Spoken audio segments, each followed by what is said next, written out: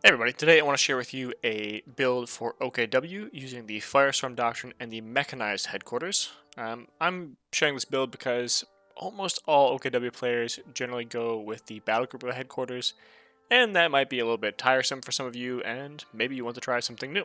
This build could be used for 1v1s as well as team games.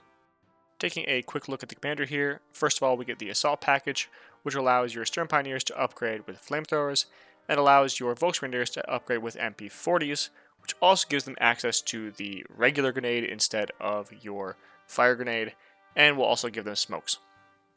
Next up we have the Flam Panzer 38 Hetzer, which is a very powerful flame tank and is annoying because it's an extremely small profile. I think it is the smallest of all medium tanks. It's even smaller than the 222 Scout car, so it can be really hard to hit. Then we have the Opel Blitz truck, which is a troop transport that can also heal and reinforce your troops, and gives them a buff to reload speeds as well as ability recharge. Finally, we have the 280mm rocket barrage, which is quite expensive and quite slow, but extremely powerful barrage that will destroy pretty much anything as long as it is standing still. Let's move on to the build order itself. In the early game, we need to have a very strong infantry presence because we're not going to go Obersoldaten later in the game. This means you want to have 4 Volksgrenadiers. On top of that, you can choose a Kubelwagen if you're doing well manpower-wise and it's not going to delay your tech. And you might also want to consider going for a Raketenwerfer if you're having a very hard time with enemy light vehicles early in the game, or maybe the enemy goes for a fast quad or armored car. As always, you want to use your Stern Pioneers to place wire on enemy cover and also use your Volksgrenadiers to put down sandbags.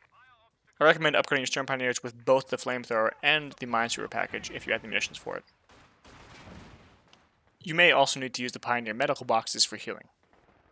Moving on to the mid-game, you want to get your SWS Supply Half-Trek and convert it to the Mechanized Headquarters. If you have 2 command points, then you can go for an Opel Blitz truck first. This will help you with healing and allow you to be more aggressive with your infantry.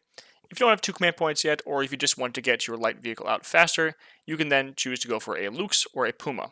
In either case, you want to have at least 1 light vehicle and the Opel Blitz out by at least minute 9.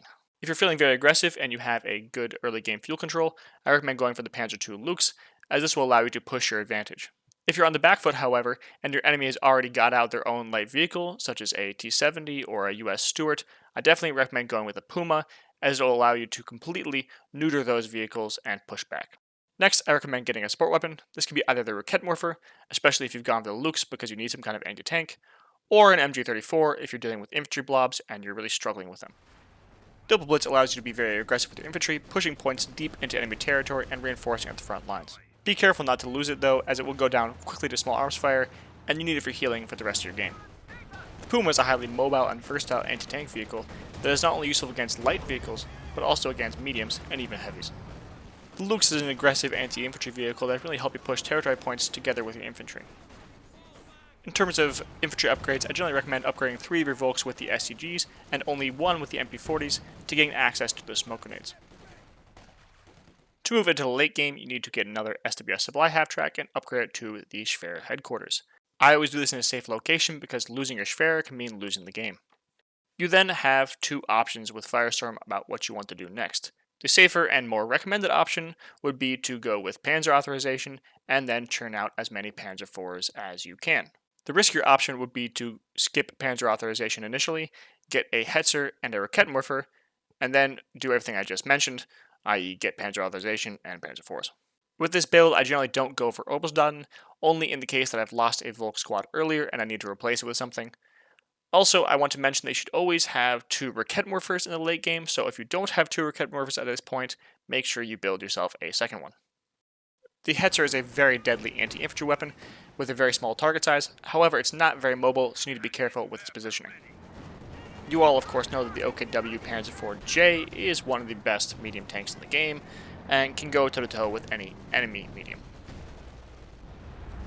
The 280mm rocket barrage can be useful for finishing off immobilized tanks or enemy emplacements. The Puma can also be a real menace late game, especially with high veterancy, and is almost unkillable when microed correctly. As always, there could be some exceptions with this build order. In 4v4s, for example, you probably could go with the Sukazu Fus if you have good coordination with your allies, but I will leave that up to you to decide when you need to do that. Thank you guys very much for watching. I hope this build order adds some spice to your OKW life. And if you enjoyed this and if you learned something, please like and subscribe.